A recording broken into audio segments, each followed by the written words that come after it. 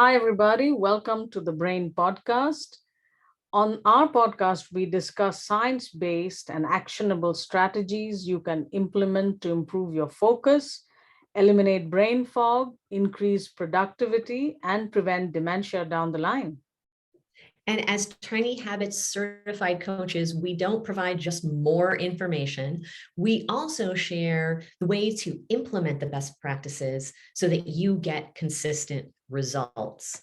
I'm Andrea Spiros, and I work with forward-thinking organizations to fuel innovation, foster well-being, and actually design for and achieve lasting change for their stakeholders.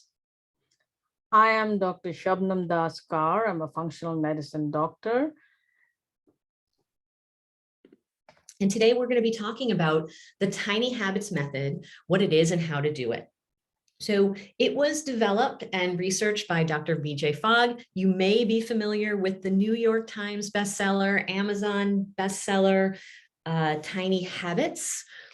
We are trained by Dr. J Fogg and his sister, Linda Fogg Phillips, who runs the Tiny Habits Academy. Tiny Habits came about from BJ's research, and it's really a very simple process to form habits fast. He dispels the myth of repetition, so keep listening. If you are one that's been trying for 21, 33, 66, or however many days to form that habit, we're going to dispel that myth because repetition does not create habits. Here's what does. 3 things, A, B, and C. A is for anchor. That is something that you already do in your daily life, like turn on the coffee maker, put the kettle on, flush the toilet, open your laptop, close your email. That's going to be the basis that you're going to put a new behavior, B, afterwards. Now that behavior is going to be tiny, so small that it doesn't really require much willpower, motivation, or discipline to do. Here's an example. Do 2 squats. Take 3 deep breaths. Look out the window. Put your shoes on. As tiny as that. And you're going to link your anchor with your new behavior. So after I turn on the coffee maker, I will do 2 squats. After I flush the toilet, I will take 3 deep breaths. And then you're going to wire that habit in through the hack of celebration. What's celebration? It's anything that makes you feel good. Think about the last time you threw a crumpled piece of paper and made it into that waste paper basket. Yes, right? It can be saying yes. It can be doing a thumbs up. It can just be anything that generates a good feeling inside. Because here's the bottom line from Dr. B.J. Fogg's research. Emotions create habits, not repetition. And in the Tiny Habits method, we link A, B, and C together. So you're going to use your anchor, do your tiny behavior, and then celebrate to wire it in. And it would look like this. After I put my feet on the floor in the morning, I will say it's going to be a great day, and then say yay. After I turn on the coffee maker, I will do 2 counter squats and pat myself on the back. Anything to get that feeling in. We call that a Tiny Habits recipe. And we will include some of those in the show notes as well. So the Tiny Habits. Tell us about the 5-day program. Oh, yes.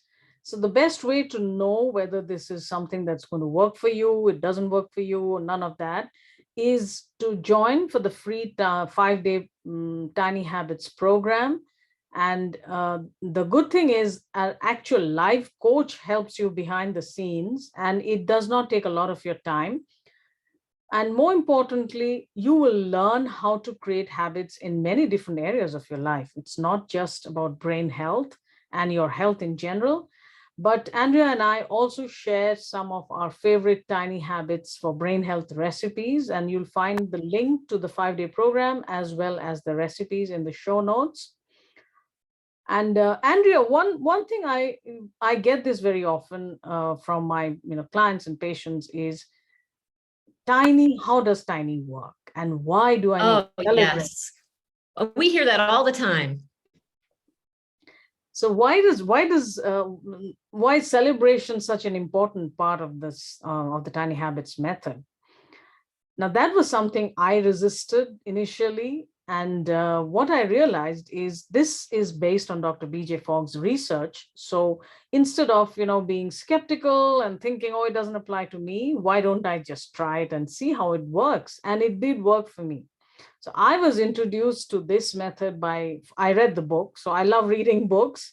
But if you are someone who likes reading books, both of us, Andrea and I, would highly recommend you read the book. But if you don't like reading books, and even if you like reading books, I would suggest you go for the 5-day free program, and you can see the method actually work for you.